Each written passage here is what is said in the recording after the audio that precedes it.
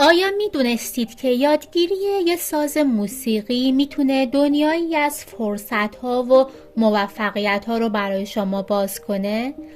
اگر تا به حال ساز نزدید، شاید بیشترین لذت‌ها و پیشرفت‌های زندگیتون رو از دست دادین.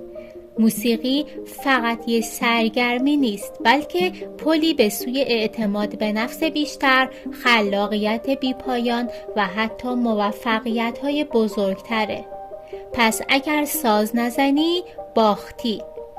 همراه ما باشید تا کشف کنیم چگونه موسیقی میتونه زندگی شما رو به یک شاهکار تبدیل کنه. سلام و درود میگم، شیرین هستم. به مایند مستر خوش آمدید. بریم سراغ این 5 دلیل. دلیل اول اینه که ساز زدن شما رو باهوشتر میکنه. انیشتین میگه اگر دانشمند نبودم حتما موسیقیدان میشدم. زندگی بدون موسیقی برام غیر قابل تصوره. من رویاهام رو در موسیقی زندگی می کنم. انیشتین نکته مهمی رو می دونست، اینکه یک ارتباط واضح بین تمرینات موسیقی و موفقیت تحصیلی وجود داره، هم در بزرگسالان و هم در کودکان. دلیل دوم کاهش استرس و اضطراب هست. موسیقی تأثیر زیادی روی احساسات انسان‌ها داره. جین کالینگوود، روانشناس معروف، میگه موسیقی کلاسیک بهترین نوع موسیقی برای کاهش استرس و اضطراب به حساب میاد و ضربان قلب و فشار خون رو کم میکنه و باعث آرامش بیشتر میشه. موسیقی به تنظیم فعالیت‌های سیستم عصبی، کاهش سطح هورمون‌های استرس، افزایش احساسات مثبت، ایجاد تمرکز و مراقبه و بهبود کیفیت خواب کمک می‌کنه.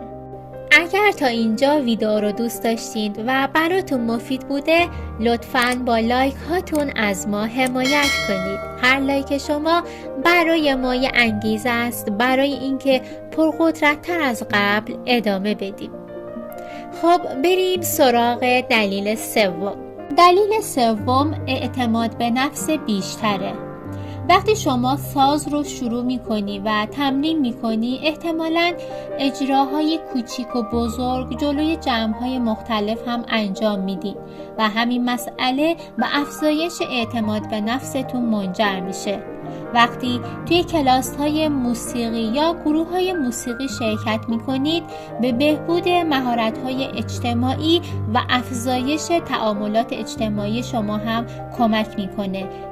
دلیل چهارم اینه که خلاق‌تر میشید. موسیقی به عنوان یک هنر چند بعدی مناطق مختلفی از مغز رو فعال میکنه. نواختن و گوش دادن به موسیقی میتونه فعالیت مغز رو در نواحی مرتبط با شنیدن، حرکات، احساسات و تفکر منطقی افزایش بده. این تحریک همزمان میتونه به بهبود توانایی‌های خلاقانه فرد کمک کنه. ساز زدن روی بخش خلاق مغزتون تأثیر مستقیم میذاره. بداهه نوازی ها و خلاقیت نوازنده ها یه نمونه سادشه. اگر تا اینجا از ویدیو خوشتون اومده، قطعاً آخرین دلیل شما رو شگفت زده خواهد کرد. دلیل آخر این که صبورتر میشید. یادگیری موسیقی نیازمند تمرین مداوم و مستمره. پیشرفت در موسیقی به طور معمول به زمان و تلاش زیادی نیاز داره. فرد باید صبور باشه تا با تمرین‌های روزانه و مکرر بتونه مهارت‌های لازم رو کسب کنه. هیچ راه میانبری برای یادگیری ساز نیست و این فرایند تمرین منظم میتونه به تقویت صبوری و استقامت فرد کمک کنه. همین مسئله باعث میشه بعد از 1 سال به روزهای اول تمرینتون نگاه کنید و اون موقع میفهمید که چقدر در این راه صبوری کردید.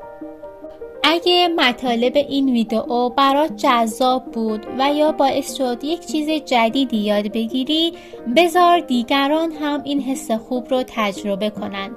با اشتراک گذاری این ویدئو این حس خوب رو با بقیه قسمت کنید.